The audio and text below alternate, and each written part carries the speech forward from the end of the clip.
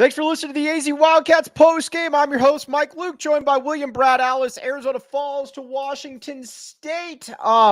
Listen, there's a lot of frustrating things to take away from this game. We're gonna get to all that, but I do want to tell some people a couple things. Listen, this team is still really good. At the end of the day, when you watch college basketball, everybody's dropping games. It happens. Again, there's some inexcusable things that happened here, and we're going to break it down. We're going to go player by player and whatnot. And no, Caleb Love was not the reason that Arizona lost this game. He was the reason they almost won this game.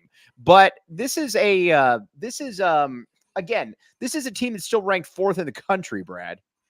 Yeah, I mean, I see people saying that, national title contenders have to be consistent. Oh, have you not watched college basketball for the last few years?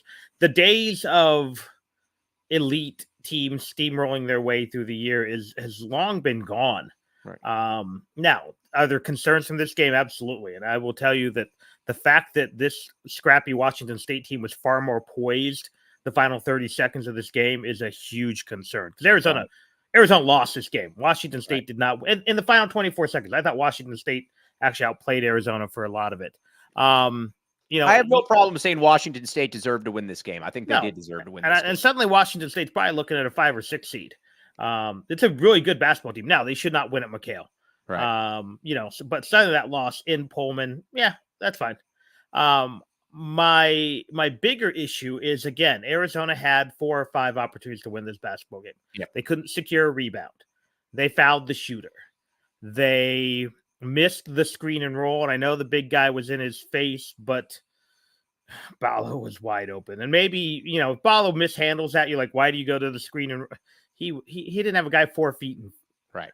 The slip is excusable if it wasn't the 5th mistake in a row now by Arizona.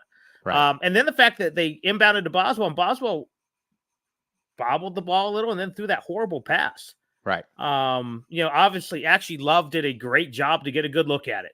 I actually didn't think he got it off originally, and then they showed the replay. He got it off. But so that's my problem. It's like any one of those things on its own, okay. But what happened in the final 24 seconds? Washington State got the rebound on a loose ball that Arizona had 2 guys touch their hands. The guy drained the shot while getting bumped. And it wasn't a horrible foul, but it's the right call. They made the rest of their free throws. And they blocked a shot. They forced Love to a little bit wide, and he slipped. So they made the plays in the final 24 seconds, 6-0 run down the final 24 seconds that Arizona could not do. And that's my frustration is Arizona makes one of those plays, they're probably winning this basketball game or still playing. And that's the concern. And see, it comes down to me for one possession here. And again, I have no problem with saying this. First of all, I'm not going to blame. I appreciate all you. I'm not blaming the refs. Arizona did way too many things that Arizona came out flat for the most part. Again, that can't happen. But there's 2 things that I think we really need to discuss here. The first one is that possession at the very end of the game. Arizona had a chance to get that rebound, like Brad said. And if you get that rebound, the game's essentially over. It might not be over at that point, but it's pretty close to being over at that point. But then the one that you can't do under any circumstances is Keyshawn Johnson can't do that. Listen, you could say that, maybe it was a weak call, whatever the case may be. I don't care. Keyshawn Johnson can't do that. You're a 5th-year senior. That is the last thing that you can do. That was a massive, massive error, and that's just something that can't happen. And again, I think the frustrating thing is, was Kashad making that mistake? And again, I'm not as critical on Caleb. The slip happened. The slip's not his fault. But the fact that he also missed the pass and then really took a bad shot that got packed.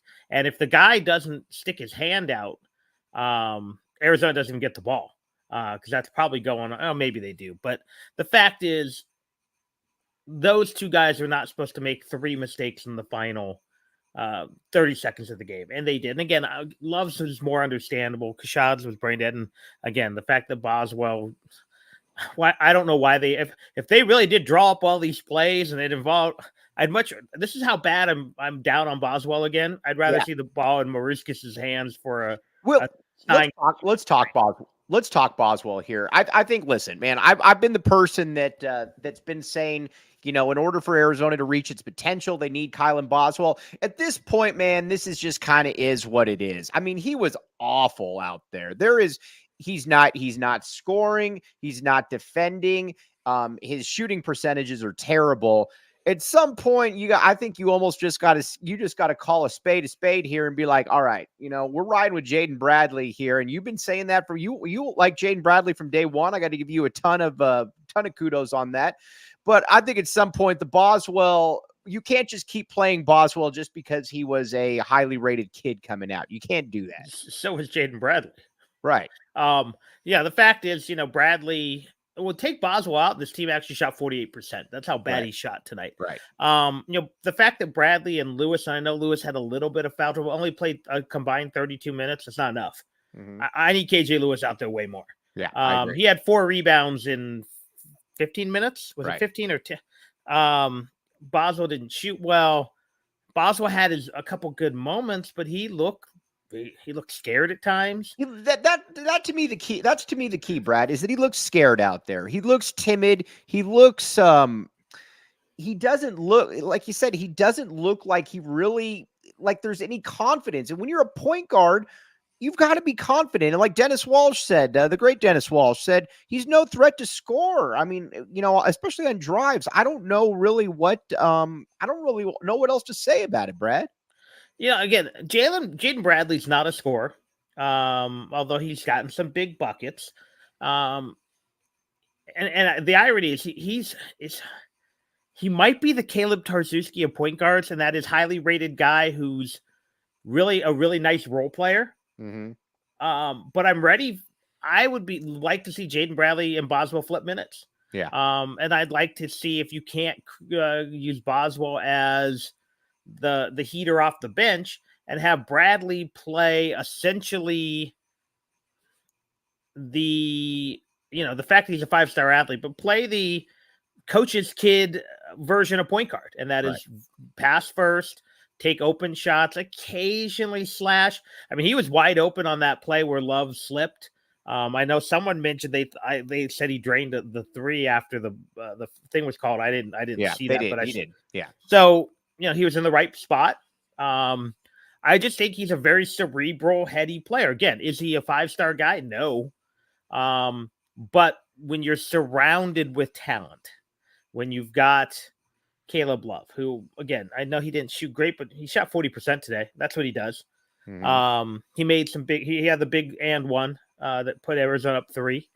Had the big 3 as well. Yeah. When you have Pella Larson, who is a fringe first rounder at this point, when you have Umar Bala, who tonight was the good Umar Bala, you don't need Jaden Bradley to be the man. Right. You need him to be a facilitator, a steadying force, the guy who runs the offense, the guy who, again, takes those opportunities when they come to him. And maybe that's, a 3. More than likely, it's him getting into the lane and making some things happen. Again, I want 4 points, 4 assists, and no turnovers from Jaden Bradley, and Arizona's probably winning most games by 10. Right. Let me ask you this: is Tommy Lloyd? And again, I want to keep putting this out there that Arizona, again, they're not going to be ranked 4th next week. But guess what? If Arizona beats Washington, they're probably going to drop to 7. I mean, so they're not going to drop. They're not going to drop that far. So I think we need to keep that in mind there. But a couple questions that I do have is first and foremost, you talked about it. When Arizona goes to the bench, things change. I'm at the point now, I need more KJ Lewis. I need more Jaden Bradley because they just bring a little bit of an effort that you just don't see from some of the other players on this team, Brad. Yeah, and again, I know we're critical of Tommy's decision with this, but if you listened to my post games when Lute was here, I had some similar conversations. Right. We don't see practice. We don't see film study. Coaches are very set in their ways. And again, I think Tommy Lloyd is still evolving as a coach. Right. I saw some things tonight I loved. I saw some things I didn't like. But Lute Olson was 50, 60 years old, and we were having some of these same conversations. Like, why isn't this guy out there? Or, Right. I'll say it. Michael Dickerson should have played more as a freshman. Right. Because when he did, he was great. But so these aren't things that are unique to Tommy Lloyd. I thought at times he got You're out saying coached that tonight. you mean Michael Dickerson should have played more as a sophomore? That too, even as a freshman. I mean, Right. remember he had some big games Yep. when guys were out. There are other guys who I thought should have played more, other guys should have played less. So it's not just a Tommy Lloyd, but I think Tommy Lloyd is still evolving as a head coach. I think there were stretches tonight where I thought Smith outcoached him. There were also stretches where I thought he had Smith scratching his head. And unfortunately, again, it came down to the final couple minutes. I know people critical of the officials. I think that's I think that tends to be a little lazy. But with their Pac-12 officials, they're going to make some mistakes. That's just what happens. But again, I'm not concerned any more than I was a month ago. This team's limitations are still what they are. They are still good enough to win 6 games in the tournament, and they are still good enough to win 0 games in the tournament. Right. All right. Meisner, I think this is a great point because this is something that is an issue. Or no, excuse me. Well, that's a great point too, Jordan. But we need to get to Meisner here first. But first, all right, let's get some reads out of the way. Circle K. This team didn't look like they went to Circle K this week. It doesn't look like they were in the inner circle. It didn't look like any of that was really part of it. Brad, would you concur with how it looked at least? No, they went to one of those knockoff ones that they went to like a Diamond R and got a Arctic soda instead of a polar bear. The Circle K, it just didn't look like the Inner Circle was really put out there. Join Inner Circle for free by downloading the Circle K app today. Terms and conditions apply at participating locations. Visit CircleK.com for details. And OGs, a lot of you might need OGs after this game. Check it out, OGs. It'll probably help you sleep, help you feel a little bit better about yourself, all of that stuff. OGs, let's see, where is this? To learn more about OG's gummies and where you can find them, head on over to ogsbrands.com. All right, the effort is something, though, that is still somewhat annoying for me, especially in the first half. I don't understand why this team has a hard time giving effort. Listen, I can deal with games where Arizona's not shooting the 3 well or whatever the case may be. I can't deal with games where there's lack of effort. And again, in the first half, there are times when it looks like this team is just sleepwalking. Is that something on Tommy Lloyd? Is this something, because it's something that we see quite a bit, Brad? Or we see it the first 5 minutes of the second half. How does this happen? But why does this happen, I guess, is my question. I don't know. And I don't know if, and again, going back, you shouldn't need a coach to motivate you. But I think, and I have the same sometimes criticisms of Sean Miller teams. So I think there are times you need to yank a guy who's not giving that effort. Because sometimes one guy can kind of spark the poor effort.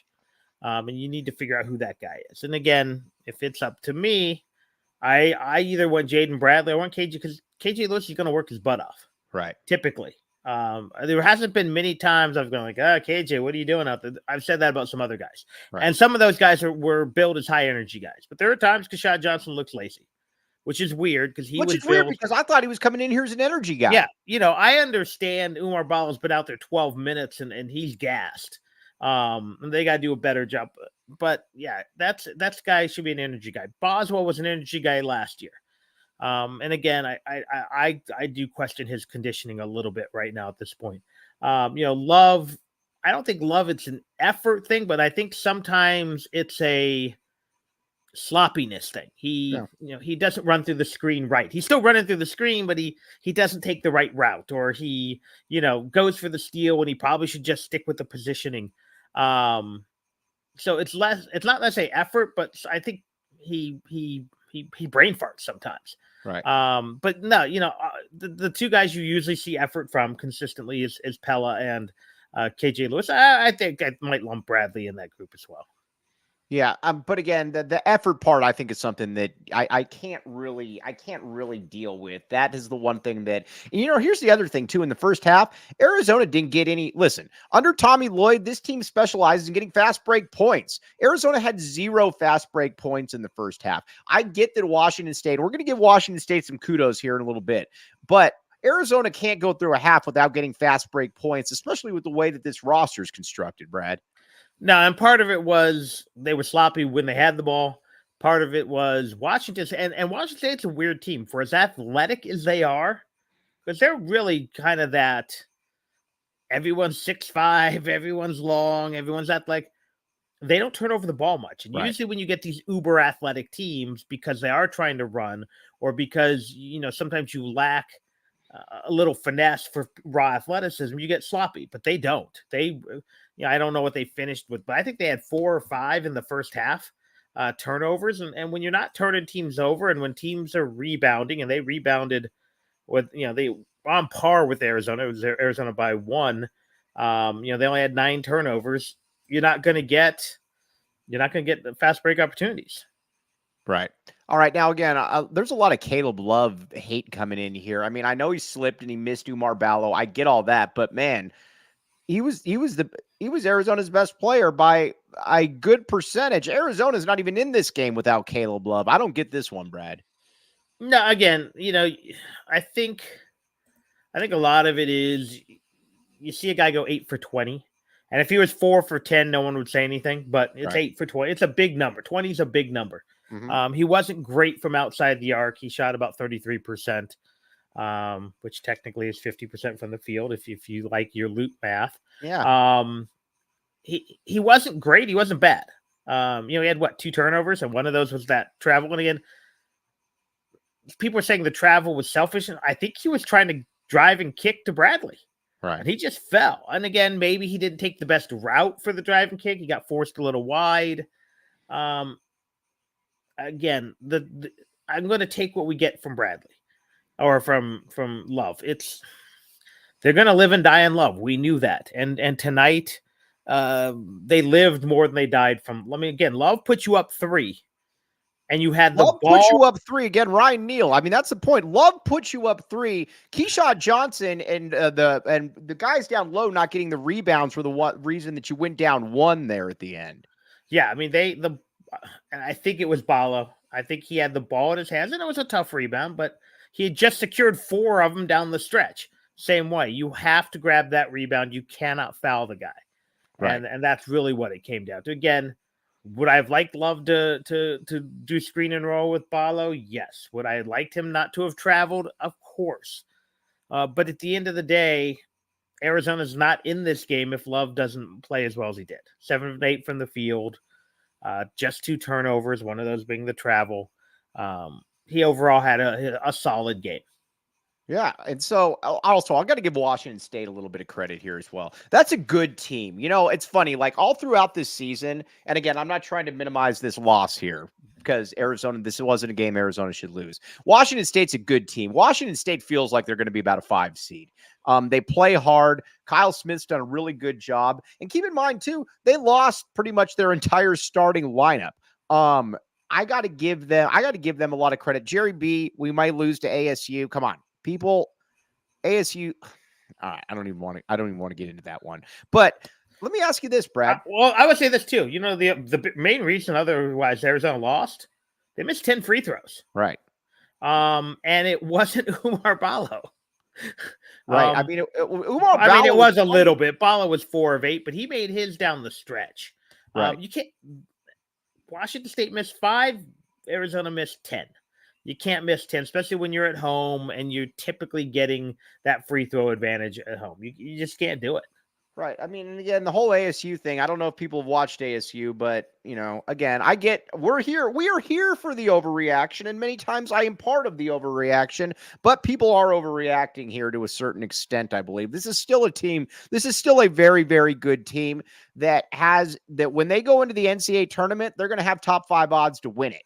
Maybe they won't. Maybe they get knocked early, but they're going to be a favorite to be able to win a lot of games. And I think people need to still remember that.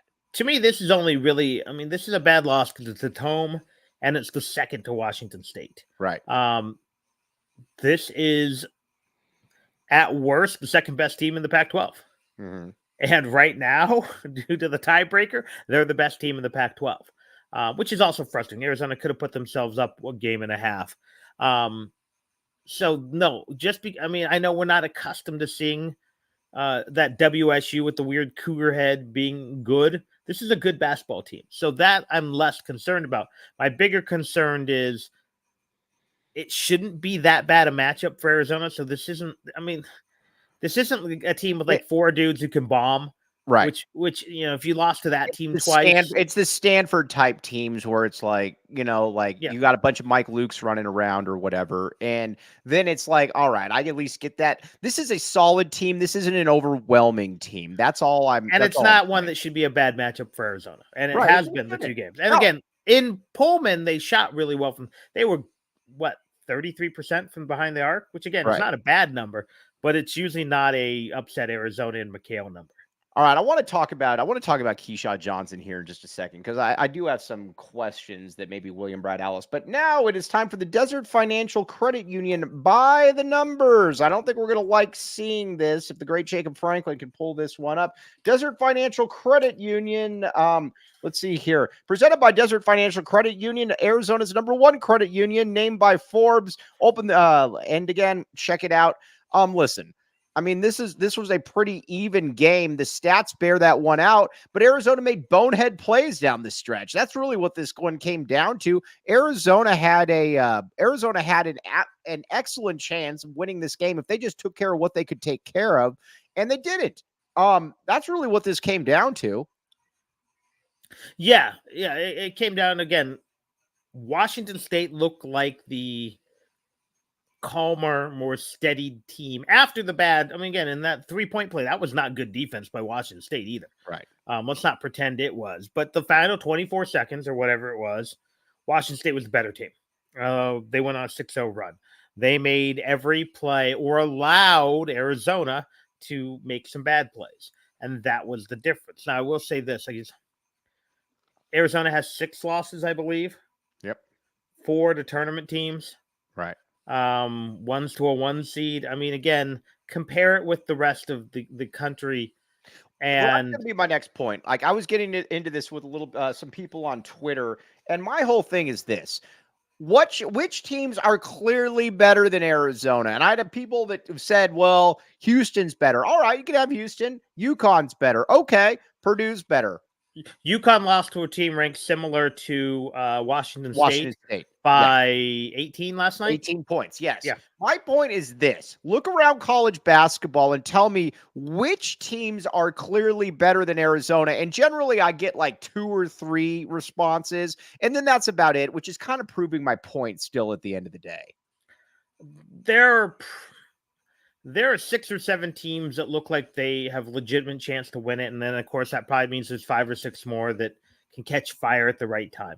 Arizona is one of those. Again, but Arizona is flawed enough that they can lose in the first round. And I would say this.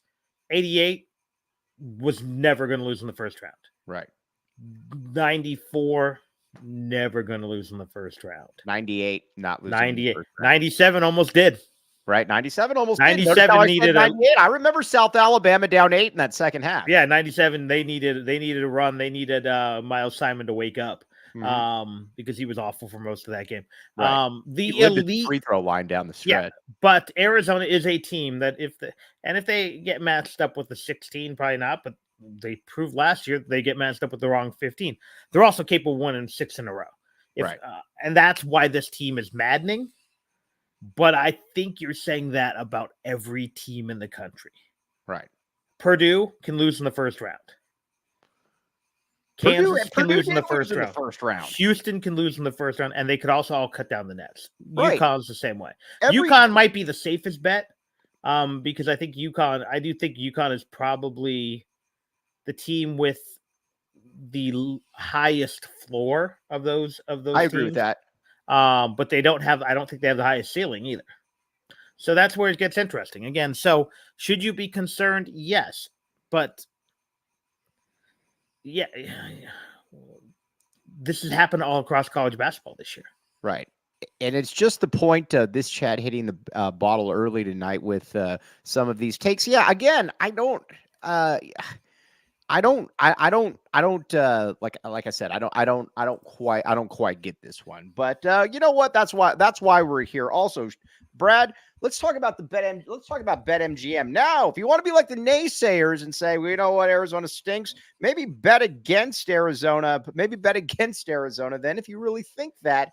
But I would not be one of those people. Check out BetMGM. Here's the deal. Sign up for BetMGM. Use bonus code PHNX. Place your first BetMGM Sportsbook wager through BetMGM Sportsbook mobile app for at least $5. You'll receive 150 instantly in additional winnings regardless of your wager's outcome. Check out the show notes for details. And now let's hear Damon with the disclaimer. Promo call 1-800-GAMBLER. Available in the U.S. Call 877-8-HOPE-NY or text HOPE-NY 467-369 New York. Call 1-800-327-5050 Massachusetts. 21 plus to wager. Please gamble responsibly. Call 1-800-NEXT-STEP Arizona. 1-800-BETS-OFF Iowa. 1-800-270-7117 for confidential help Michigan. 1-800-981-0023 Puerto Rico in partnership with Kansas Crossing Casino and Hotel. Visit BetMGM.com for terms. This promotional offer is not available in New York, Nevada, Ontario, or Puerto Rico. All right. And Empire Flooring, Brad. What kind of floors do you got, Brad? Ones that probably need to be replaced soon. All right, well, check it out. Empire today. Schedule a free in-home estimate. All listeners can receive $350 off discount when they use promo code PHNX. Restrictions apply. See EmpireToday.com/PHNX for details. All right, a lot of people questioning about, Caleb Love there at that last play. Did he not pass it, Dumar Ballo, because he didn't think that he was going to be able to make the free throws, whatever the case may be? No, listen. And again, this isn't a great thing, what I'm about to say, but Caleb Love, at the end of the games, Caleb Love's taking that shot. You could say that's good. You could say that's bad. Whatever the case may be, Caleb Love is taking that shot. And I guess my question is this. I don't necessarily see a lot of other guys on the team that want that shot. That's my... I'm going to play devil's advocate. Well, I don't know. I'm going to play devil's advocate with those fans. What would you be saying right now if he passed it and Dumar Ballo dropped it? Right. And booted it out of bounds or turned it over? Or he tries to make that pass, but if you watch it, yes, Ballo's open and a good pass, he's dunking the ball.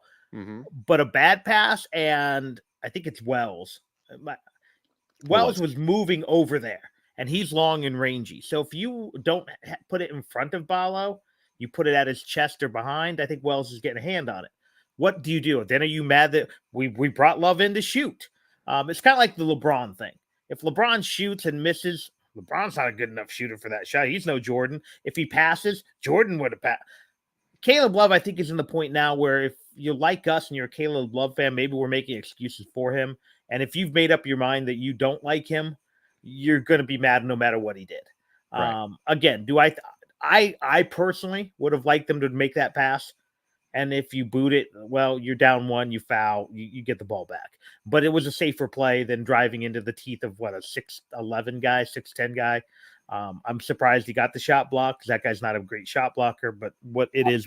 All right, now, real quick, this is the epitome of trolling right here, and this is with all due respect. The best team in Arizona basketball history is the 2001 basketball team. You ask anybody, that's the best team in school history. So to say this team hasn't not been elite since 98, that's wild. They were the best team in America in 2005 when they lost in part, and I know I said don't blame them, in part to the referees in Illinois. They were the best team in America, them in Carolina. But the 2003 team was really good. Mm-hmm. They've been elite. Sean Miller had elite teams. Do you not remember? Yeah. Was it the 14, 15 teams? They just haven't gotten the Final Four. And unfortunately, that's how we judge programs. Good and bad. I get it. But please tell me you play the Wichita State team that went to the Final Four against the 01 Arizona team, and 01 Arizona's won it 9 out of 10 times. Exactly. If not 10 out of 10. But Shaka Smart has a Final Four. Yeah. Just is what it is. It is what it is. All right, now talk about Washington. Here's the deal. Arizona's got to smack Washington. I'm just going to put that one out there. Washington is not good. If Arizona does not smack Washington, if they come out slow and lethargic, then I think there's reason to be concerned at that point. I do believe that Arizona is going to smoke Washington. They should, and if they don't, there's a real problem there, Brad. Yeah, I think that's a fair assessment. Again, Arizona has played 6 pretty darn good basketball games in a row coming into this one. And right. Again, we're all fans. We do that. We overreact. Maybe I'll wake up tomorrow and I'll be talking about how Caleb Love not passing Umar Ball is the worst decision in 40, but that's what we do as fans. But to me, I look at it, and this is a good, very good, but flawed basketball team. And but that's the way it is with college basketball. I made this point earlier. The only team that I look at and I'm like, all right, like I think right now, yes, there is one for the ASU game, Liam. UConn to me is the best team in the country.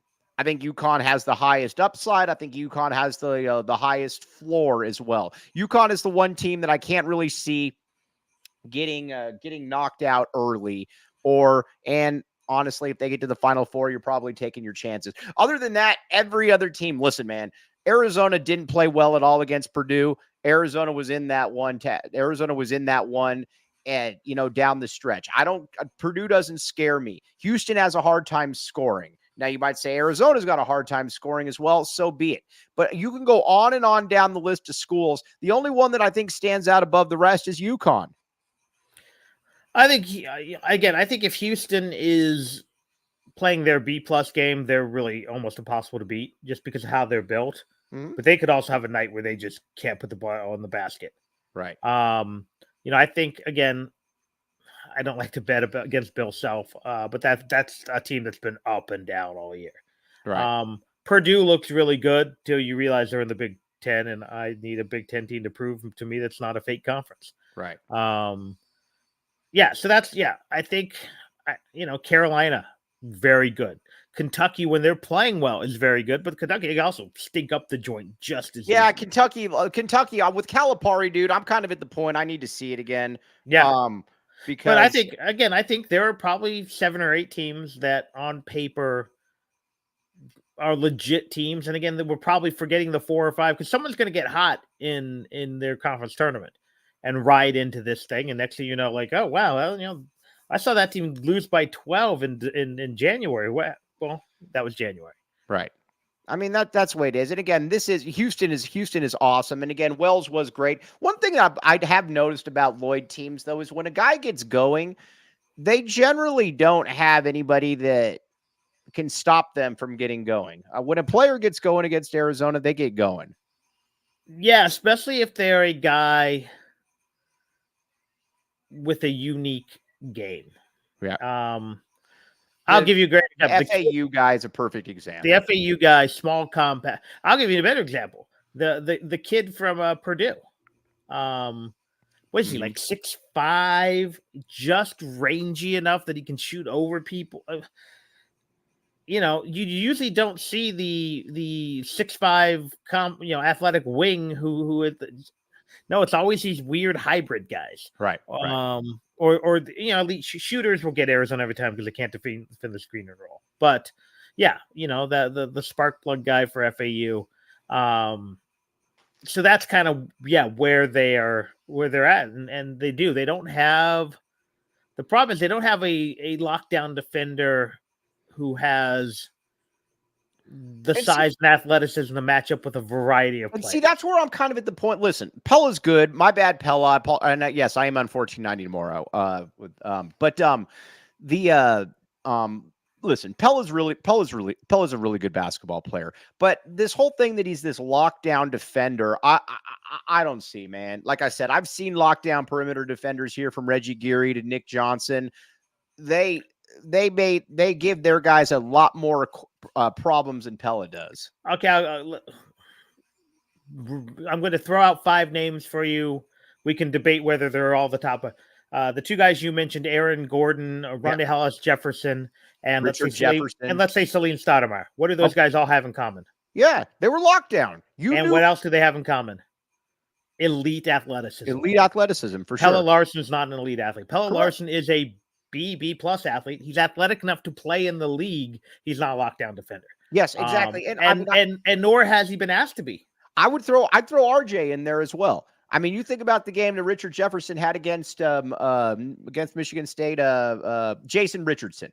Jason Richardson was going to be a 20-point per game guy in the NBA. He couldn't get a shot off against Richard Jefferson. That's what it looks like. So this whole thing about how, Pella's this lockdown defensive player, again, I think he's a solid defensive player. I don't think he's locked down, and I don't know that I've ever thought that he was locked down. I think he's a competent, good defender who you probably can shut down another team's third best guy. Right. But man, you're not putting, I'll put it to you like this. You're not putting him on Jason Richardson. You're not putting him on Jason Richardson and asking him to shut Jason Richardson down. No. And Salim was a really good defender, if you don't remember. Salim also had the very quick twitch, like the hands. He probably not top 5. But he was really good. But no, he's probably not in those other guys' class, but he's right that next group down. But again, talking about athleticism, Salim was an extremely gifted athlete. Again, maybe not on RJ. RJ's, again, I always joke, if RJ had decided to play soccer, he probably would have been a world-class soccer player. Exactly. If he was a wide receiver or rush end, he'd probably be elite there too. So, but yeah, the fact is, who is there? They don't have an elite defender. This whole team across the board is a good defensive team till they're not. I mean, I know they're Ken Palm. What are they? Top 25 defensive metric or whatever, but we all have seen with our own eyes that the numbers can lie, because if you can exploit them from the outside. All right, now let's talk about this, Brad Rich. This is a good question, Brad Rich, the great Brad Rich. A couple things, though. Gila River Resorts and Casinos first, my friends. Check it out, Gila River Resorts and Casinos. They got the cool little blue wave, and it's a fun little place to hang out. You do you at Gila River Resorts and Casinos. Visit playathila.com for more details, authentic and immersive experience, and Phoenix Raceway. William Brad Alice, you should go to Phoenix Raceway. Take the munchkins there as well. It might be a good time. Get your tickets to the Shriners Children's 500 at Phoenix Raceway. March 8th to 10th promises a weekend of good vibes for the whole family. Get your reserved grandstand tickets now at phoenixraceway.com. Check it out. Where were we going to go with here? He was asking about Conrad. Yeah, I mean, listen, I'm not playing Conrad this year, but I am going in. I'll tell you what, because Kylan Boswell ain't going off to the NBA, and if he's going off to the NBA, he's got as good a chance of getting drafted as Jaden DeLora does. Who declared for the draft, by the way. He doesn't have anywhere else to go. I know he doesn't have anywhere else to go, and you know what? It's probably the right thing. Conrad Martinez, not this year, but I will say this, Brad. Assuming Boswell's back, I don't want him going into next year as the proclaimed starter or anything like that, because he hasn't earned that at all. That has to be as quarterback things go, that has to be a wide open competition. Yeah, I mean, and here's the thing with Conrad. One, he's small, and that's going to be his big bugaboo.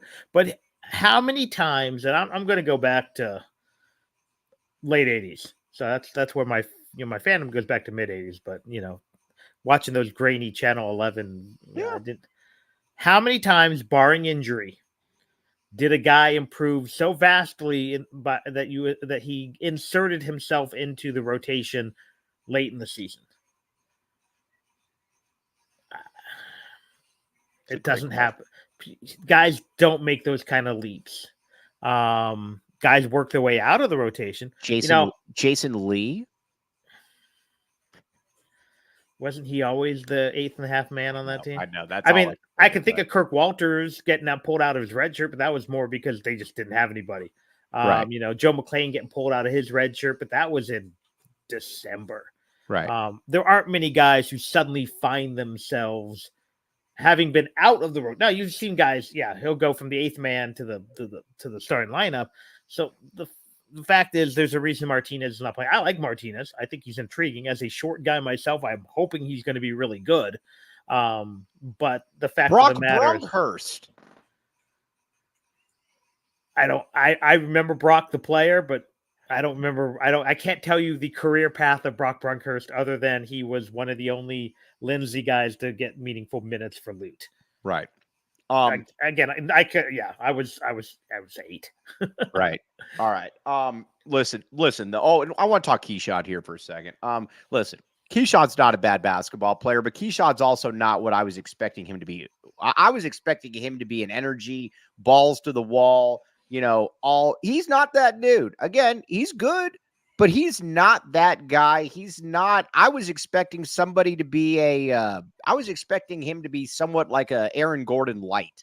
Again, not Aaron Gordon, but same kind of, Same kind of thing. By the way, Brad Rich, great Biggie Smalls quote right there. Machine. But give me the loot. But I thought he's not who I thought he was going to be. I thought Kashad was going to be a rich man's Kevin Parham. Okay, and he's numbers wise, he's about what I thought he'd be. Yeah, but the impact isn't what I thought it was. No, I thought he was going to be the high energy guy. I thought he was going to be the attitude guy. I thought he was going to be, the heart of this team. And it's not him. Right. He's fine. He's good. He's fine. Right. He's go down the list of Arizona power forwards. He's not. He's not on the short. Who you taking? Who you taking? Him or Wayne Womack? Yeah, I mean, for sure. I mean, he's no Rayos. Right. He ain't no Rayos. The most Rayos from San Bernardino, who became overrated only because they always said he was the most underrated player in the country every game. Yeah. But on that note, all right, everybody. He played in the league, by the way. Yeah, for sure. All right, everybody. On that, he's no Edric Bohannon, but who also played in the league. All right. I'll be back with you tomorrow. I'll be back with you tomorrow at 10:30 with Rhino. Going to be on 1490 at 7, so I need to get a little bit of sleep. But for the great William Brad Allis, I am merely Mike Luke. Hopefully, we'll be back with you Saturday talking about a better performance. By the way, Brad, you want to join us on Saturday, or are you playing hockey? I don't have hockey on Saturday, so we should. All right, good. So you can join me. It could be you, me, and Ben White. So, all right. On that note, though, for Brad Allis, I'm Mike Luke, Jacob Franklin behind scenes. You've been listening to the AZ Wildcats postgame. We all silly like the mayor.